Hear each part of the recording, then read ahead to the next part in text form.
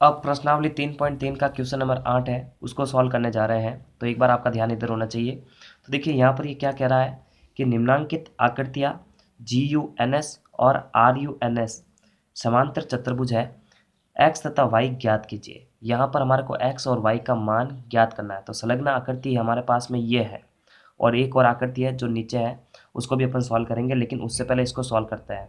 तो यहाँ पर देखिए कंस एक समांतर चतुर्भुज है, इसको ऐसे पढ़ेंगे ना, गंस पढ़ सकते हैं अपन। तो एक समांतर चतुर्भुज है, समांतर चतुर्भुज। इस आकृति को देखने के बाद में ये लाइन लिखी जा रही है, क्योंकि ये इसका गुण है कि समांतर चतुर्भुज की आमने सामने की भुजाएं समान होती है। इसका मतलब GU के समान SN है और GS के समान UN है। तो देखिए यहाँ पर हम क्या कर सकते हैं, ऐसे लिख सकते हैं इसके अंदर। देखिए GUNS एक समांतर चतुर्भुज है, मैंने ऐसे पहले तो लिख दिया है। अब देखिए आगे की लाइन लिख रहे हैं कि GU समान है किसके, SN के।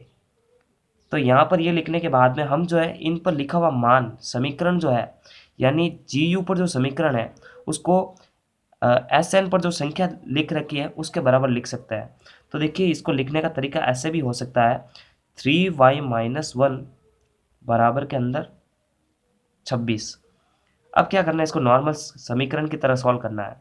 तो देखिए 3y को तो इधर ही रखते हैं, इस अंक को उधर ट्रांसफर कर देंगे जो उधर जाके प्लस का हो जाएगा। तो 26 + 1 हो जाएगा। उसके बाद में देखिए 3y बराबर 26 और 1 हो जाएगा 27। फिर देखिए y से जो चीज़ गुणा में है उधर जाके हो जाएगी भाग के अंदर।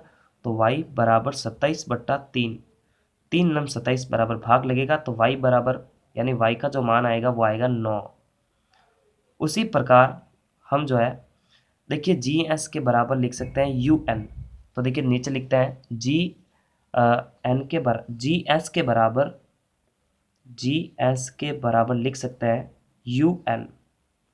इसका मतलब GS पर जो मान है वो UN पर जो मान है उसके बराबर लिख सकते हैं अपन। 3x के बराबर लिख सकते हैं 18। तो यहाँ पर देखिए x से जो चीज़ गुणा में उधर जाके हो जाती है भाग के अंदर। तो x बराबर 18/3, 3 छंग 18, तो x बराबर आ जाएगा 6। तो यहाँ पर x का मान 6 निकल गया और y का मान निकल गया 9। चलिए आगे वाले डायग्राम में बढ़ते हैं। तो आगे वाला डायग्राम भी बहुत ही सिंपल है, लेकिन इसमें थोड़ा समांतर चतुर्भुज का दूसरा नियम लग रहा है। समांतर चतुर्भुज का एक और नियम है कि समांतर चतुर्भुज के विकर्ण एक दूसरे को समद्विभाजित करते हैं।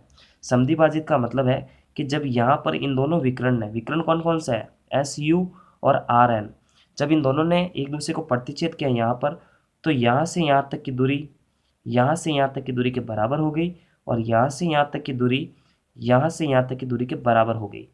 तो यहाँ पर देखिए हम ऐसे लिख सकते हैं इसको, ये चीज़ तो मैंने पहले लिख रखी है। RUNS एक समांतर चतुर्भुज है और विकर्ण क्रॉस हो रहे थे, तो विकर्णों को देखकर हमने ये रूल्स लिखा है। तो जैसी आकृति होगी उसको देखकर वैसा ही रूल्स हम लिखेंगे। तो यहाँ पर देखिए हम लिख सकते हैं विकर्ण को जब समद्विभाजित करेंगे तो RO बराबर हो जाएगा ON। वापस ध्यान देते हैं, RO के बराबर ON। तो RO पर जो मान है, RO पर मान है 16 और बराबर ON पर जो मान है वो है x + y। तो यहाँ पर हम लिखते हैं x + y बराबर 16। तो यहाँ पर देखिए x और y का मान हम ज्ञात नहीं कर पाएंगे, क्योंकि दो चीज़ों में से एक चीज़ का मान अगर हमारे पास में हो तो हम ज्ञात कर सकते हैं।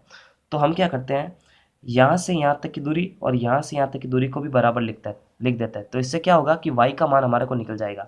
फिर जो y का मान निकलेगा वो समीकरण 1 में रख देंगे अपन। तो देखिए इस प्रकार ही या इसी तरह SO और OU भी बराबर हो सकते हैं। SO और OU भी बराबर हो सकते हैं। तो SO पर जो मान है वो है 20 और OU पर जो मान है वो y + 7 है।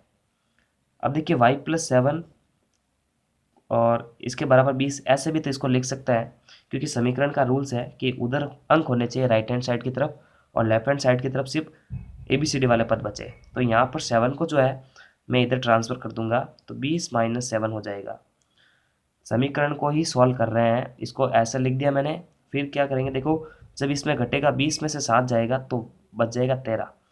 तो y का आंसर तो आ चुका है 13, y बराबर हमारे को प्राप्त है 13।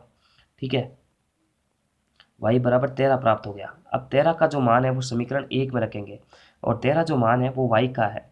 तो समीकरण 1 में अब x का मान निकालेंगे तो x प्लस वाई की जगह लिख देंगे 13 बराबर के अंदर है 16। x को इधर ही रखेंगे, इसको उधर ट्रांसफर कर देंगे तो 16 माइनस 13, 16 में से 13 जाएगा, बराबर बचेगा 3। तो x बराबर तो हो गया 3 और y बराबर हमारे पास में निकल गया 13। तो इस तरह से हमने ये सवाल सॉल्व कर लिया है। तो प्लीज़ चैनल को सब्सक्राइब करें, साथ ही बेल आइकन को प्रेस करें और पूरे चैप्टर की प्लेलिस्ट की लिंक जो है वीडियो के डिस्क्रिप्शन बॉक्स में दे रखी है, वहाँ पर क्लिक करके आप सारे वीडियोस बैक टू बैक देख सकते हैं। तब तक के लिए लाइक, सब्सक्राइब और शेयर कीजिए। नमस्कार, थैंक्स फॉर वॉचिंग।